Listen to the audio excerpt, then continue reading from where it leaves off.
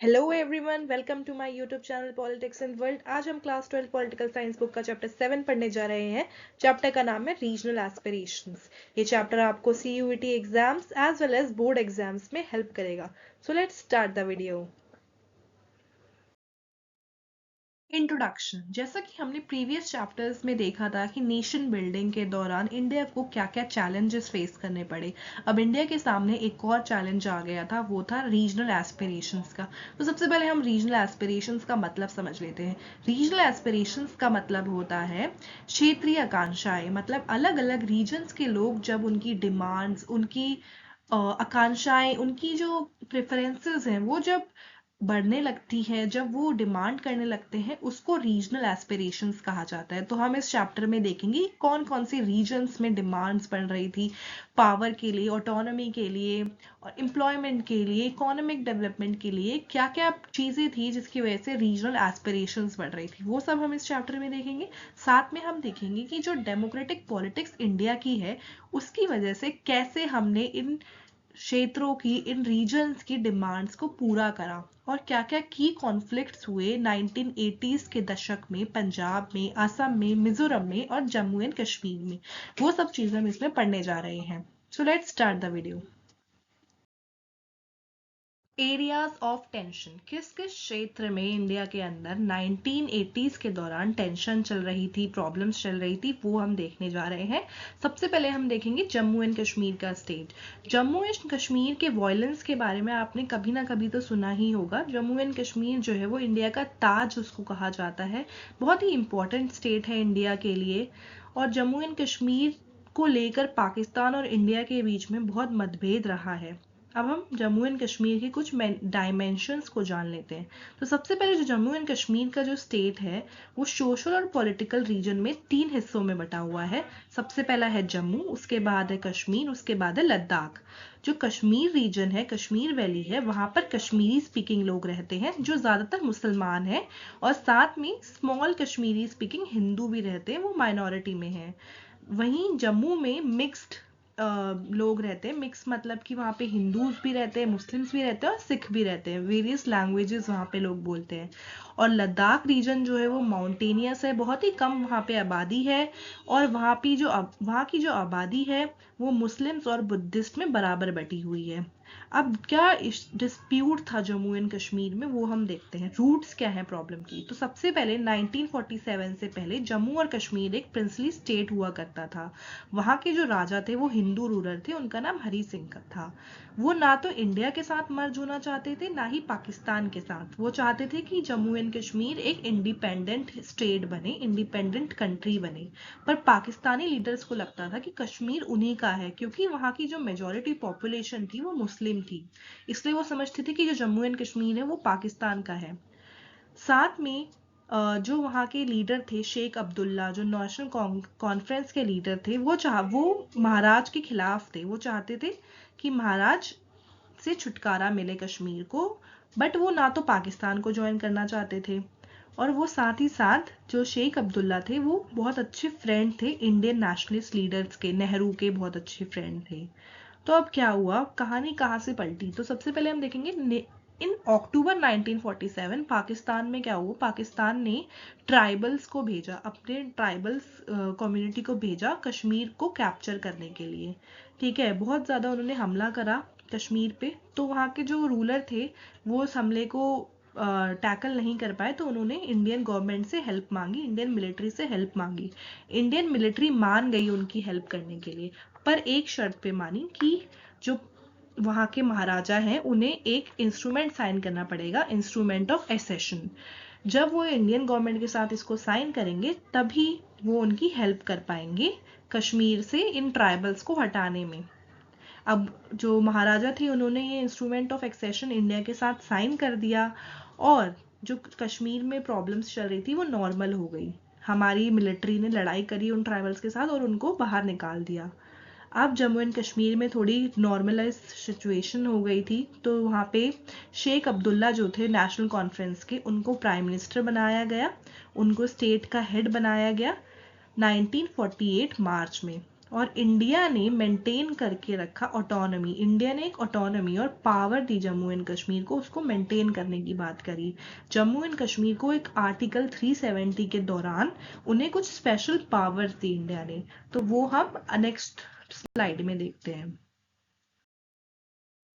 External and internal disputes इन कश्मीर। कश्मीर जो था वहाँ पे हमेशा ही कंट्रोवर्शियल जो है कन्फ्लिक्ट्स रहे हैं, मतभेद रहे हैं, प्रॉब्लम्स रही हैं, एक्सटर्नली भी और इंटरनली भी। अब देखते हैं एक्सटर्नली क्या था। एक्सटर्नली पाकिस्तान ने हमेशा क्लेम किया है कि जो कश्मीर वैली है वो पाकिस्तान का पार्ट होना चाहिए। पाकिस्तान ने जो ट्राइबल इन्वेजन किया था, जो अभी हमने पढ़ा था कि वहाँ पे ट्राइबल्स ने हमला किया था, इन्वेड किया था, और उस इन्वेजन का क्या कॉन्सिक्वेंसेस हुआ, उस इन्वेजन के वजह से one part of Kashmir state came under Pakistani control. जो एक पार्ट था कश्मीर का वो पाकिस्तान के कंट्रोल में आ गया। अब जो इंडिया है वो कहती है कि ये इलीगल ऑक्यूपेशन है, जो पाकिस्तान ने उसने इलीगली कब्जा किया है कश्मीर पर, कश्मीर के एक पार्ट पर जो पाकिस्तान के लोग हैं और पाकिस्तानी गवर्नमेंट है वो उस एरिया को आज़ाद कश्मीर कहती है। और 1947 के बाद से ही कश्मीर जो था वो बहुत मेजर इशू था कॉन्फ्लिक्ट का between India and Pakistan. India और पाकिस्तान के बीच जो कश्मीर का इशू था उस पर बहुत ज़्यादा कॉन्फ्लिक्ट थे, मतभेद थे, प्रॉब्लम्स थे इंडिया और पाकिस्तान के बीच में। अब इंटरनली क्या डिस्प्यूट थी, इंडिया के अंदर रहकर इंटरनली कश्मीर के ऊपर क्या प्रॉब्लम्स चल रही थी। जो इंडियन कॉन्स्टिट्यूशन था उसने एक स्पेशल स्टेटस दिया था कश्मीर को bye article 370 in our constitution. Article 370 और 371 के अंडर इंडियन कॉन्स्टिट्यूशन ने जो कश्मीर स्टेट है, जम्मू एंड कश्मीर की स्टेट है, उसको ग्रेटर ऑटोनॉमी दी थी। ग्रेटर ऑटोनॉमी मतलब उसको ज़्यादा पावर दी थी as compared to other states. हमारी जो बाकी स्टेट्स हैं इंडिया की उसके कंपैरिजन में जो कश्मीर की स्टेट है, जम्मू एंड कश्मीर की, उसके पास ज़्यादा पावर्स हैं। ये का क्यों हुआ, क्योंकि आर्टिकल 370 के अंडर कश्मीर को स्पेशल पावर्स दी गई। जैसे कि इंडिया में पार्लियामेंट है दिल्ली के अंदर जहाँ पे इंडिया लॉज बनते हैं सबके लिए, पूरे इंडिया में लागू होते हैं, बट जो कॉन्स्टिट्यूशन के लॉज हम बनाते हैं वो कश्मीर में लागू नहीं होते थे। कश्मीर के अंदर इंडियन कॉन्स्टिट्यूशन लागू नहीं होता था। कश्मीर के पास खुद का अपना एक कॉन्स्टिट्यूशन था, कश्मीर के पास खुद की अपनी पार्लियामेंट थी जहाँ पे वो लॉज को पास करते थे और कश्मीर स्टेट्स में वो लॉज चलते थे। हमारा जो इंडियन कॉन्स्टिट्यूशन है जो जिसमें लॉज लिखे हुए हैं, रूल्स लिखे हुए हैं, वो सारा कॉन्स्टिट्यूशन के लॉज और रूल्स कश्मीर में नहीं चलते थे। ओके, और जो कश्मीर था उसके पास खुद का अपना फ्लैग था, खुद का कॉन्स्टिट्यूशन था। तो अब इसी स्पेशल स्टेटस के अपोजिशन में लोग रिएक्ट करते थे इंडिया के अंदर कि जो ये स्पेशल स्टेटस दिया गया कश्मीर को, इसकी वजह से जो कश्मीर है वो फुल्ली इंटीग्रेट नहीं हो पाया इंडिया के अंदर। इंडिया की वो पूरी तरह से स्टेट नहीं बन पाया है क्योंकि उसके पास खुद की अपनी कॉन्स्टिट्यूशन है, खुद के अपना फ्लैग है, खुद की अपनी पार्लियामेंट है, वो सब कुछ अपना अलग ही चल रहा है। कश्मीर के अंदर ऑटोनॉमी है उनके पास अलग से। तो बहुत लोग इंडिया के अंदर इस पे रिएक्ट कर चुके थे कि इसकी वजह से जो कश्मीर है वो फुली इंटीग्रेट नहीं हो पा रहा है इंडिया के अंदर। ओके, अब हम नेक्स्ट स्लाइड में देखेंगे क्या क्या मेजर डेवलपमेंट्स हुई पॉलिटिकली, पॉलिटिकल लेवल पे कश्मीर में क्या क्या चल रहा था। Politics since 1948। 1948 के बाद जम्मू एंड कश्मीर की पॉलिटिक्स में क्या क्या चेंजेस आए, क्या क्या बदलाव आए और क्या क्या सिचुएशंस हमने देखी, वो सब हम यहाँ पे पढ़ने जा रहे हैं। तो जैसे ही शेख अब्दुल्ला को प्राइम मिनिस्टर बनाया गया, उन्होंने बहुत सारे लैंड रिफॉर्म्स किए और बहुत सारी पॉलिसीज को इम्प्लीमेंट किया जिससे आम जनता को फायदा हुआ। पर साथ ही में सेंट्रल गवर्नमेंट के साथ उनके मतभेद होना शुरू हो गए थे और इसी दौरान 1953 में उनको डिसमिस कर दिया उनकी पोजीशन से और बहुत सालों तक उनको डिटेंशन में रखा गया। डिटेंशन का मतलब होता है नजरबंदी। अब जो 1953 से 1974 का पीरियड था उस दौरान जो कांग्रेस पार्टी थी उसका इन्फ्लुएंस हो रहा था बहुत ज़्यादा जम्मू एंड कश्मीर की पॉलिटिक्स पर। जम्मू एंड कश्मीर का जो पॉलिटिकल सिनेरियो था वहाँ पे हमारी कांग्रेस पार्टी भी इन्फ्लुएंस कर रही थी अपना। अब फाइनली 1974 में इंदिरा गांधी ने एक एग्रीमेंट साइन किया और शेख अब्दुल्ला को जम्मू एंड कश्मीर का चीफ मिनिस्टर बना दिया गया। पहले हमने पढ़ा था कि शेख अब्दुल्ला को प्राइम मिनिस्टर की पोजीशन सौंपी गई थी, बट अब उन्हें 1974 में चीफ मिनिस्टर की पोजीशन सौंपी गई। जैसे कि इंडिया में हर स्टेट के अंदर एक चीफ मिनिस्टर होता है, एक सीएम की पोजीशन होती है, वैसे ही जम्मू एंड कश्मीर में भी चीफ मिनिस्टर बनाए गए। और जो नेशनल कॉन्फ्रेंस थी वो इलेक्ट होकर वापस आई मेजॉरिटी के साथ इन 1977 के इलेक्शंस में। शेख अब्दुल्ला की मृत्यु हो गई 1982 में, और नेशनल कॉन्फ्रेंस की जो लीडरशिप थी वो उनके बेटे के हाथों में चली गई, और उनके बेटे का नाम था फारूक अब्दुल्ला। फारूक अब्दुल्ला को नया चीफ मिनिस्टर बनाया गया, पर उनकी सरकार डिसमिस कर दी गई। गवर्नमेंट ने जो वहाँ की गवर्नर थे उन्होंने फारूक अब्दुल्ला की जो सरकार थी उसको डिसमिस कर दिया, और ऐसे ही ब्रेक अवे फैक्शन हुआ नेशनल कॉन्फ्रेंस के अंदर। जो नेशनल कॉन्फ्रेंस थी उसके अंदर फैक्शन हुआ, और जिसकी वजह से उनकी सरकार गिर गई, फारूक अब्दुल्ला की सरकार गिर गई। अब हम देखेंगे इंसर्जेंसी एंड आफ्टर। अब हम देखते हैं कि 1987 में असेंबली इलेक्शंस हुए। वहां पर जो ऑफिशियल रिजल्ट था उसमें मैसिव विक्ट्री मिली नेशनल कांग्रेस और नेशनल कॉन्फ्रेंस की जो अलायंस थी उसको विक्ट्री मिली, और फारूक अब्दुल्ला को फिर से चीफ मिनिस्टर बना दिया गया। बट जो लोग थे उनको लगा कि जो ये रिजल्ट है वो लोगों की पॉपुलर चॉइस नहीं है, और उनको लगा कि यहाँ पे कुछ गड़बड़ हुई है इन इलेक्शंस में, और इसी वजह से लोगों के अंदर विद्रोह की भावना उठने लगी, विद्रोह की भावना लोगों में जागने लगी। और 1989 के बाद से स्टेट के अंदर मिलिटेंट मूवमेंट्स होने लगे, और सेपरेट नेशन, कश्मीर को एक सेपरेट नेशन बनाने की डिमांड उठने लगी। और इस डिमांड को सपोर्ट किया पाकिस्तान ने मॉरली, मटीरियली और मिलिट्री सपोर्ट दिया इस डिमांड को बहुत ज़्यादा, और बढ़ावा दिया। वो जो सेपरेट कश्मीर, सेपरेट नेशन की बात कर रहे थे, इस डिमांड को, कश्मीर की इस डिमांड को पाकिस्तान ने बहुत ज़्यादा सपोर्ट किया। और 1990s के दौरान जम्मू एंड कश्मीर में मेजर वायलेंस फेस किया, विद्रोह देखा। उसके बाद असेंबली इलेक्शंस हुए 1996 में। वहां पे नेशनल कॉन्फ्रेंस जो थी जिसको फारूक अब्दुल्ला लीड कर रहे थे, उन्होंने डिमांड करी regional autonomy for Jammu and Kashmir. Jammu and Kashmir में रीजनल ऑटोनॉमी, रीजनल पावर देने की डिमांड करी। फिर उसके बाद 2002 में जम्मू एंड कश्मीर में इलेक्शंस हुए जिसमें नेशनल कांग्रेस बुरी तरह हार गई, और उसके बाद नेशनल कॉन्फ्रेंस को रिप्लेस किया पीपल्स डेमोक्रेटिक पार्टी ने, पीडीपी ने। उसने कांग्रेस के साथ कोलिएशन गवर्नमेंट बनाई। अब हम देखते हैं कि 2019 में आर्टिकल 370 को सरकार ने एबॉलिश कर दिया। 2019 में पार्लियामेंट में एक बिल आया जिससे लॉ बना कि आर्टिकल 370 एबॉलिश हो चुका है, और जम्मू एंड कश्मीर जो स्टेट है उसको दो हिस्सों में बांट दिया गया, और उसे जम्मू एंड कश्मीर की स्टेट को दो यूनियन टेरिटरीज बना दिया गया। एक यूनियन टेरिटरी का नाम है जम्मू एंड कश्मीर, दूसरी यूनियन टेरिटरी का नाम है लद्दाख। अब हम देखते हैं जो जम्मू एंड कश्मीर है वो एक लिविंग एग्जाम्पल है।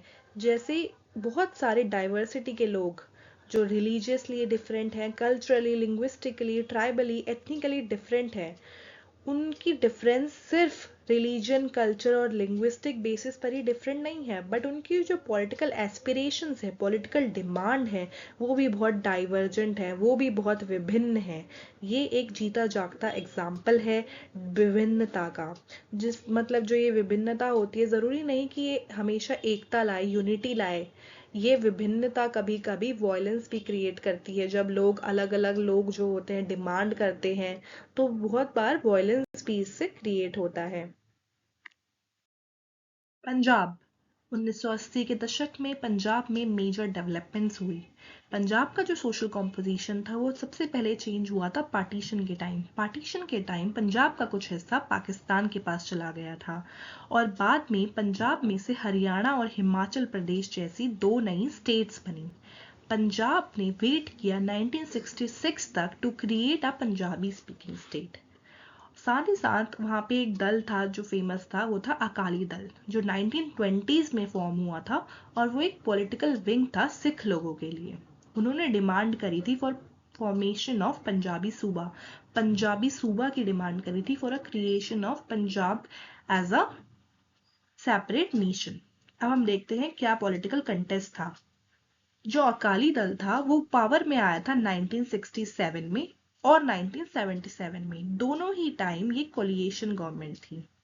पंजाब में अकाली दल के साथ कांग्रेस को भी सपोर्ट मिलता था दलित्स का, वेदर वो हिंदू दलित्स हो या तो सिख दलित हो, दोनों ही दलित्स कांग्रेस को सपोर्ट करते थे। अब 1970s के दौरान कुछ सेक्शंस जो थे अकाली दल के, उन्होंने डिमांड करा कि वो पॉलिटिकल ऑटोनॉमी, पॉलिटिकल पावर चाहते हैं पंजाब रीजन के अंदर। फिर उन्होंने एक रेजोल्यूशन पास किया। अकाली की एक कॉन्फ्रेंस हुई जहां पे उन्होंने रेजोल्यूशन को नाम दिया आनंदपुर साहिब रेजोल्यूशन। ये रेजोल्यूशन आनंदपुर में साइन हुआ था, इसलिए इसको आनंदपुर साहिब रेजोल्यूशन बोला गया। ये रेजोल्यूशन 1973 में पास हुआ। इस रेजोल्यूशन के अंदर इन्होंने डिमांड करी एक सेपरेट नेशन बनाना चाहिए सिख लोगों के लिए। ये रेजोल्यूशन जो था, ये रेजोल्यूशन सिर्फ सिख लोगों तक, सिख पॉपुलेशन तक ही लिमिटेड था। अकाली दल ने साथ में रिवर वाटर डिस्ट्रीब्यूशन पर भी मूवमेंट स्टार्ट कर दिया। एक्सट्रीमिस्ट उपद्रवी एलिमेंट्स और आने लग गए, बढ़ने लग गए। जो ये मूवमेंट था पहले मॉडरेट हुआ करता था, उसके बाद ये एक्सट्रीम चला गया। इन्होंने डिमांड किया for the creation of Khalistan. Khalistan का मतलब एक ऐसा separate nation banana for Sikh people. यहाँ से शुरू होता है साइकिल ऑफ वायलेंस। अब जो ये मूवमेंट था अकालीज का, ये मॉडरेट से एक्सट्रीमिस्ट पर चला गया। आर्म इंसर्जेंसी हुई, दंगे हुए, वायलेंस हुआ, विद्रोह हुआ और मिलिटेंट्स ने अपना हेडक्वार्टर बना लिया गोल्डन टेम्पल के अंदर। जो अमृतसर में गोल्डन टेम्पल है वहां पर मिलिटेंट्स घुस गए और उसको अपना हेडक्वार्टर बना लिया। गोल्डन टेम्पल के अंदर वेपन्स लेके चले गए और गोल्डन टेम्पल के अंदर अपना किला ही बना लिया। फिर इसके अगेंस्ट गवर्नमेंट ऑफ इंडिया ने जून 1984 में एक ऑपरेशन लॉन्च किया। ऑपरेशन का नाम था ब्लू स्टार। ये एक आर्मी एक्शन था जो गोल्डन टेम्पल के अंदर लॉन्च हुआ। इस ऑपरेशन में गवर्नमेंट ने सक्सेसफुली मिलिटेंट्स को वहां से निकाल दिया, बट ऑपरेशन के दौरान टेम्पल को भी डैमेज हुआ और इस डैमेज की वजह से लोगों के सेंटिमेंट्स को हर्ट हुआ, लोगों के सेंटिमेंट्स को ठेस पहुंची और हर्ट हुआ। अब जो सिख थे उन्होंने इंडिया में और जो अब्रॉड में सिख थे उन्होंने इस मिलिट्री ऑपरेशन को एज अ अटैक देखा ऑन देयर फेथ। उनके फेथ पर जैसे अटैक हुआ हो ऐसा उन्होंने इस ऑपरेशन को देखा। फिर एक ट्रैजिक इवेंट हुआ जब PM Indira Gandhi, prime minister Indira Gandhi की हत्या कर दी गई ऑन 31 अक्टूबर 1984। इंदिरा गांधी को गोली मार दी गई उनके घर के बाहर उनके सिख बॉडीगार्ड ने। As a revenge of Blue Star, operation Blue Star के रिवेंज में जो उनके सिख बॉडीगार्ड थे उन्होंने उनको गोली मार दी और इंदिरा गांधी की हत्या हो गई। पूरी कंट्री जो थी वो शॉक में चली गई थी। इसके बाद दंगे हुए, फसाद हुए दिल्ली में और नॉर्थ इंडिया के बहुत सारे पार्ट्स में दंगे, वायलेंस हुए सिख कम्युनिटी के against. More than 2000 Sikh were killed in Delhi. Delhi में 2000 से ज्यादा सिख लोगों को मार दिया गया इन दंगों में। कानपुर में, बोकारा में एक्सेट्रा ऐसी जगहों पर वायलेंस हुआ सिख कम्युनिटी पर। अब हम देखेंगे इसके बाद क्या होता है। रोड टू पीस 1984 में इलेक्शंस के बाद new prime minister Rajiv Gandhi जो थे वो बने। इंदिरा गांधी को मार दिया गया था, उनके सिख बॉडीगार्ड ने उनको गोली मार दी थी, इंदिरा गांधी की मृत्यु हो गई थी। उसके बाद दंगे हुए जो हमने पिछली प्रीवियस स्लाइड में पढ़ा था। अब इसके बाद उनके बेटे राजीव गांधी प्राइम मिनिस्टर बने। राजीव गांधी ने डायलॉग इनिशिएट किया, बातचीत इनिशिएट की मॉडरेट अकाली दल लीडर के साथ। इन 1985 राजीव गांधी ने एक एग्रीमेंट किया हरचंद सिंह लोंगवाल के साथ। ये अकाली दल के प्रेसिडेंट थे और इस एग्रीमेंट को लोंगवाल अकॉर्ड और पंजाब अकॉर्ड भी कहा जाता है। इस अकॉर्ड में ये एग्री हुआ कि चंडीगढ़ को ट्रांसफर कर दिया जाएगा पंजाब को और साथ में एक सेपरेट कमीशन बनाया जाएगा, अपॉइंट किया जाएगा जो रिजॉल्व करेगा border disputes with Punjab and Haryana. और साथ में जो पंजाब मिलिटेंसी में जो लोग इफेक्ट हुए हैं उनको कंपेंसेशन मिलेगा, ठीक है। और विड्रॉ कर लिए जाएगी armed force special power act जो पंजाब में लागू था। पंजाब में एक स्पेशल एक्ट लागू हो रखा था, armed force special power act, उसको भी हम हटा देंगे। अब जो पीस था वो इतना इजीली और इतनी जल्दी, पीस मतलब अमन और शांति पंजाब में इतनी इजीली नहीं आई थी। पूरा दशक लग गया था, पूरे एक दशक तक वायलेंस कंटिन्यू रहा। वायलेंस हुआ, ह्यूमन राइट्स का, मिलिट्री एंड काउंटर इंसर्जेंसी हुई, विद्रोह हुआ, वायलेंस हुआ। इसकी वजह से पंजाब में सेंट्रल गवर्नमेंट ने प्रेसिडेंट्स रूल लगा दिया, प्रेसिडेंट का रूल लग गया था। और अकाली दल भी टुकड़ों में टूट गया था, वो भी फ्रेगमेंट हो गया था। अब पीस कब वापस आया, पीस और शांति जिसे हम कहते हैं, वो कब वापस आई अब पंजाब में?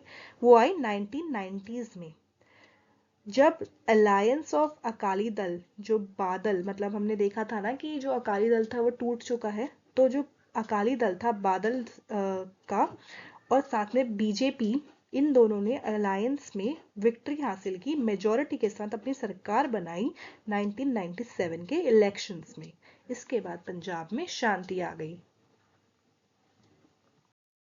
द नॉर्थ ईस्ट में क्या क्या प्रॉब्लम्स चल रही थी, क्या क्या वहाँ की डिमांड्स थी लोगों की, वो सब हम इसमें देखने जा रहे हैं। जो नॉर्थ ईस्ट है वो 1980 के दशक में रीजनल एस्पिरेशंस वहाँ पे बढ़ने लग गई थी, क्षेत्रीय आकांक्षाएं बढ़ने लगी थी। नॉर्थ ईस्ट का जो रीजन है वहाँ पर 8 स्टेट्स हैं टोटल। उनमें से जो 7 स्टेट्स हैं उनको 7 सिस्टर्स कहा जाता है, और एक स्टेट जो सिक्किम है उसको ब्रदर कहा जाता है उन स्टेट्स का। अब जो नागालैंड है वो 1963 में बना। त्रिपुरा, मेघालय और मणिपुर 1972 में बने। मिजोरम और अरुणाचल प्रदेश 1987 में बने। मतलब इनको स्टेट की उपाधि इन ईयर्स में मिली। अब क्या क्या प्रॉब्लम्स फेस कर रही थी ये नॉर्थ ईस्ट की स्टेट्स? इनको लग रहा था कि इन्हें कट ऑफ कर दिया गया है रेस्ट ऑफ इंडिया से, मतलब इंडिया से इनको कट कर दिया गया है, they are separated from India, मतलब ऐसे कट ऑफ वाली फीलिंग थी इनके अंदर। और डेवलपमेंट भी ज्यादा नहीं यहाँ पे होता था, पॉलिटिकली भी ये आइसोलेटेड फील करते थे। और नॉर्थ ईस्ट की जो पॉलिटिक्स थी वो 3 इश्यूज को डोमिनेट करती थी। पहला तो ऑटोनॉमी की डिमांड वो कर रहे थे, movement for secession and opposition to outsiders, ये 3 उनकी मेन डिमांड थी जो डोमिनेट करती थी वहां की पॉलिटिक्स को। अब हम देखते हैं demands for autonomy. Demands for autonomy में हम ये देखेंगे कि इंडिपेंडेंस के टाइम पे जो नॉर्थ ईस्ट का पूरा रीजन था वो स्टेट ऑफ असम कहा जाता था। पूरा मोस्टली जो नॉर्थ ईस्ट का जो अभी एरिया है वो असम के स्टेट के अंदर आता था, बस मणिपुर और त्रिपुरा को छोड़कर। अब जो नॉन असामी लोग थे वो डिमांड कर रहे थे पॉलिटिकल ऑटोनॉमी की। जो नॉन असामी थे, जो असामी स्पीकिंग लोग नहीं थे, वो बोल रहे थे कि उनको पॉलिटिकल ऑटोनॉमी चाहिए, पॉलिटिकल पावर चाहिए, क्योंकि उनको लगता था कि असमीज जो लैंग्वेज है उन पर थोपी जा रही है, उन पर इम्पोज की जा रही है। तो इसी दौरान प्रोटेस्ट हुए, रायट्स हुए पूरे असम के अंदर। जो ट्राइबल कम्युनिटी लीडर्स थे वो डिमांड कर रहे थे सेपरेट असम, सेपरेशन की डिमांड कर रहे थे, सेपरेट स्टेट की डिमांड कर रहे थे फ्रॉम असम। उन्होंने फॉर्म किया था ईस्ट इंडिया ट्राइबल यूनियन, जिसको लेटर ट्रांसफॉर्म कर दिया गया और उसको बोला गया ऑल पार्टी हिल लीडर कॉन्फ्रेंस। इसमें उन्होंने डिमांड किया कि जो ट्राइबल स्टेट बननी चाहिए एक, मतलब असम से अलग एक ट्राइबल स्टेट बननी चाहिए ट्राइबल लोगों के लिए, ट्राइबल कम्युनिटी के लिए। फाइनली एक ट्राइबल स्टेट तो नहीं बनी, बट बहुत सारी स्टेट्स कार्व आउट हुई असम में से। असम के अंदर से बहुत सारी स्टेट्स बनी। मेघालय, मिजोरम, अरुणाचल प्रदेश जैसी जो स्टेट्स हैं ये असम में से निकली। त्रिपुरा और मणिपुर को भी स्टेट का दर्जा दिया गया। में अभी भी लोग ऑटोनॉमी की डिमांड कर रहे थे। असम के अंदर अभी भी बहुत सारे ऐसे कम्युनिटीज थी लाइक बोडोस, कार्बीज और दिमासास, जो अपना एक सेपरेट स्टेट डिमांड कर रहे थे, but it was not possible, government के लिए पॉसिबल नहीं था कि और छोटी छोटी स्मॉलर स्मॉलर स्टेट्स बना दी जाएं। पहले ही बहुत छोटी छोटी स्टेट्स बन गई थी, ट्राइबल कम्युनिटीज को अलग स्टेट बना दिया गया था, अलग मिजो स्पीकिंग लोगों के लिए मिजो कम्युनिटी, नागा कम्युनिटी, सबके लिए अलग अलग स्टेट बना दी थी। बट अभी भी बहुत सारी ऐसी कम्युनिटीज थी जो डिमांड कर रही थी सेपरेट स्टेट का, but it was not possible to make smaller states. Now we will see secession movements. Secession movement, अब नॉर्थ ईस्ट की 2 ऐसी स्टेट्स थी जहां से डिमांड आ रही थी कि उन्हें सेपरेट कंट्री बनाया जाए, वो एक अलग से कंट्री बनने की डिमांड कर रही थी। इंडिपेंडेंट के बाद मिजो हिल्स का जो एरिया है उसको ऑटोनॉमस डिस्ट्रिक्ट कहा गया विद इन असम। असम के अंदर ही मिजो हिल का एरिया आता था, पर उसको कुछ ऑटोनॉमस पावर्स दी गई। और साथ में मिजो हिल्स के लोग ये बिलीव करते थे कि मिजो हिल वाला जो एरिया है वो कभी ब्रिटिश इंडिया का पार्ट था ही नहीं, इसलिए वो कभी इंडियन यूनियन का पार्ट भी नहीं बनना चाहते थे। फिर इसी दौरान क्या हुआ, ग्रेट फेमाइन आया वहां पर 1959 में मिजो हिल्स के अंदर। तो जो असम की गवर्नमेंट थी वो फेल हो गई इस सिचुएशन को टैकल करने के लिए। इसकी वजह से जो मिजो हिल के लोग थे वहां पे डिससेटिस्फैक्शन आ गया असम गवर्नेंस के खिलाफ। फिर मिजो नेशनल फ्रंट बनाया गया मिजो हिल के लोगों ने अंडर द लीडरशिप ऑफ लाल डेंगा। लाल डेंगा डेंगा के लीडरशिप के अंडर ये मिजो नेशनल फ्रंट बनाया गया एमएनएफ। इन 1966 एमएनएफ ने आर्म्ड कैंपेन स्टार्ट कर दिया इंडिपेंडेंस के लिए। उन्होंने बोला हमें इंडिपेंडेंस चाहिए इंडिया से, और उन्होंने आर्म्ड कैंपेन स्टार्ट कर दिया।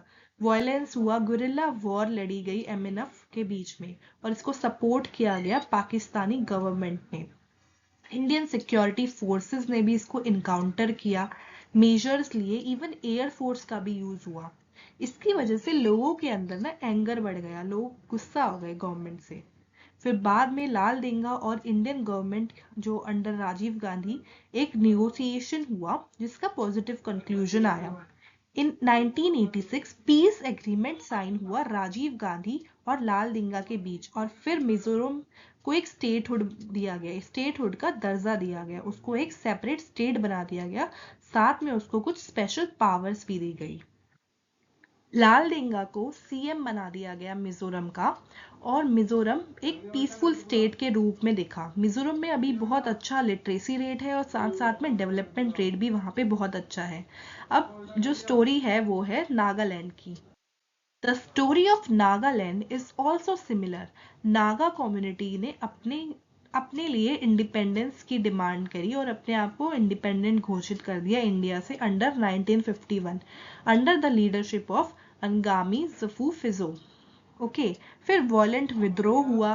उसके बाद नागा कम्युनिटी ने इंडियन गवर्नमेंट के साथ एक एग्रीमेंट साइन किया, और नागालैंड की प्रॉब्लम अभी भी जो है सॉल्व नहीं हो पाई है अच्छे से। They are also waiting for a final resolution. Nagaland में जो अभी भी प्रॉब्लम्स चल रही है। Movements against outsiders. आउटसाइडर्स के खिलाफ क्या क्या मूवमेंट्स चल रहे थे नॉर्थ ईस्ट के अंदर। नॉर्थ ईस्ट में बहुत सारे लोग जो थे वो बड़े पैमाने पर माइग्रेट कर रहे थे। अब जो लोकल लोग थे वो इनके खिलाफ मूवमेंट करने लगे। असम मूवमेंट हुआ 1979 से 1985 तक। ये एक बेस्ट एग्जाम्पल है जो मूवमेंट आउटसाइडर्स के खिलाफ किया गया था। आसामीज का कहना था कि large number of illegal Bengali, जो इलीगल बंगाली मुस्लिम्स हैं, जो बांग्लादेश से माइग्रेट कर कर नॉर्थ ईस्ट में आ रहे हैं। इसकी वजह से वहां पर इकोनॉमिक इश्यूज हो रहे हैं, पॉवर्टी बढ़ रही है, साथ साथ अनएम्प्लॉयमेंट बढ़ने लगी है। फिर 1979 में ऑल असम स्टूडेंट यूनियन बनाया गया, AASU। ये एक स्टूडेंट ग्रुप की तरफ से एक स्टूडेंट यूनियन बनाया गया। और ये क्यों स्टार्ट हुआ, it started a anti foreigner movement, मतलब आउटसाइडर्स के खिलाफ ये मूवमेंट स्टार्ट हुआ। मूवमेंट मूवमेंट में जो इलीगल माइग्रेशन था और आउटसाइडर्स थे उनके डोमिनेंस को अपोज किया गया। फिर 6 साल बाद 1985 में एक अकॉर्ड साइन हुआ राजीव गांधी की गवर्नमेंट के अंदर बीच और AASU के लीडर के बीच। AASU क्या है, ऑल असम स्टूडेंट यूनियन के लीडर के बीच एक अकॉर्ड साइन हुआ। इसमें जो था प्रॉमिस किया गया कि माइग्रेंट्स जो बांग्लादेश से आए हैं उनको डिपोर्ट करा जाएगा, जो बांग्लादेश से इलीगली माइग्रेंट्स आए हैं उनको डिपोर्ट करा जाएगा। फिर क्या हुआ, ऑल जो ये ऑल असम स्टूडेंट यूनियन था और जो असम गण संग्राम परिषद था, इन्होंने एक पॉलिटिकल पार्टी बनाई, अपने आप को पॉलिटिकल पार्टी घोषित कर दिया और उसका नाम दिया असम गण परिषद, AGP। और ये पार्टी जो थी वो पावर में आई और इन्होंने प्रॉमिस किया था कि ये रिजॉल्व करेंगे माइग्रेशन की प्रॉब्लम इन देयर स्टेट। ऐसे ही चीजें हमने त्रिपुरा, मिजोरम और अरुणाचल प्रदेश में भी देखी। देखते हैं वहां क्या हुआ। अब जो दूसरी स्टेट थी जैसे कि त्रिपुरा में, वहां पे जो ओरिजिनल इनहेबिटेंट्स थे, जो ओरिजिनल लोग जो वहां पे पहले से रह रहे हैं, हजारों सालों से रह रहे हैं, वो जो लोग थे वो माइनॉरिटी में आ गए थे खुद की ही लैंड में, क्योंकि बहुत ज्यादा वहां पे आउटसाइडर्स जो थे वो माइग्रेट कर रहे थे। ऐसे ही क्या हुआ, अरुणाचल प्रदेश और मिजोरम के अंदर भी जो लोकल पॉपुलेशन थी वो भी अपने आप को हॉस्टाइल फील कर रही थी, हॉस्टिलिटी फील कर रही थी लोकल पॉपुलेशन, क्योंकि वहाँ पे चकमा रेफ्यूजीज जो मिजोरम और अरुणाचल प्रदेश के थे वो अपने आप को हॉस्टाइल फील कर रहे थे, क्योंकि क्योंकि जो चकमा रेफ्यूजीज वहां पे आ गए थे रहने के लिए, और जो इनहेबिटेंट्स थे, जो वहाँ के ओरिजिनल इनहेबिटेंट्स थे, उनकी जगह पर रहने के लिए रेफ्यूजीज आ गए थे मिजोरम में और अरुणाचल प्रदेश के अंदर। अकोमोडेशन एंड नेशनल इंटीग्रेशन, तो हम इसमें देखते हैं कि आफ्टर 6 decades ऑफ इंडिपेंडेंस, मतलब 6 दशक 7 दशक बीतने के बाद भी अभी भी हमारे इश्यूज जो है नेशनल इंटीग्रेशन को लेकर वो फुली रिजॉल्व नहीं हुए हैं। जैसा कि हमने प्रीवियस स्लाइड्स में देखा था कि कैसे 1980s के दौरान बहुत सारी स्टेट्स में रीजनल एस्पिरेशंस बढ़ रही थी, डिमांड बढ़ रही थी, तो वो अभी तक हमारे नेशनल इंटीग्रेशन का इशू है वो अभी तक चल रहा है, फुली रिजॉल्व नहीं हुआ है। साथ में हमने ये भी देखा कि जो रीजनल एस्पिरेशंस है, जो ये एलिमेंट है, ये जो है ये अब नॉर्मल नहीं है, ये जो एलिमेंट है ये हर जगह देखा जाता है। ये एलिमेंट और कंट्रीज में भी देखा जाता है, जैसे कि यूनाइटेड किंगडम में, स्पेन में, बहुत जगहों पर रीजनल एस्पिरेशंस का ये जो फेनोमेना है हमें देखने को मिला है। साथ में हम देखते हैं स्ट्रैटेजीज ऑफ नेशनल इंटीग्रेशन, क्या क्या स्ट्रैटेजीज गवर्नमेंट ने अपनाई to tackle this problem, this issue of national integration जो हमें आ रहा था, चैलेंज जो हमें आ रहा था, उसमें क्या क्या हमने स्ट्रैटेजीज अपनाई। तो सबसे पहला जो है वो है डेमोक्रेटिक नेगोशिएशन। तो हमने सबसे पहले ये देखा कि हमें रिस्पॉन्ड करना है रीजनल एस्पिरेशंस को through democratic negotiation rather than through suppression, मतलब उनकी एस्पिरेशंस को दबाना नहीं है, उनकी एस्पिरेशंस को हमें रिस्पॉन्ड करना है बाय डेमोक्रेटिक नेगोशिएशंस, मतलब उनसे बातचीत करनी है, हल निकालना है, ना कि उनकी एस्पिरेशंस को दबाना है। साथ में सेकंड है पावर शेयरिंग। पावर शेयरिंग में यही है कि हमने स्टेट लेवल पे भी पावर्स दी है, हमने लोकल लेवल पे भी पावर दी है, ताकि लोगों की बातें सुनी जाए, ग्रास रूट लेवल तक लोगों तक उनकी जो डिमांड्स है वो पूरी हो पाए। और एक जो थर्ड पॉइंट है वो है इकोनॉमिक डेवलपमेंट का। इसमें ये है कि जो रीजनल इम्बैलेंस होता है इकोनॉमिक डेवलपमेंट से, उससे क्या होता है लोगों के अंदर ना डिस्क्रिमिनेशन की फीलिंग आती है, इसलिए हमें एड्रेस करना है रीजनल इम्बैलेंसेस को, जिससे कि लोगों के अंदर जो डिससेटिस्फैक्शन की फीलिंग है वो कम हो। और फिर हम देखते हैं कॉन्स्टिट्यूशनल फ्लेक्सिबिलिटी। हमारा जो कॉन्स्टिट्यूशन है वो रिजिड भी है और फ्लेक्सिबल भी है।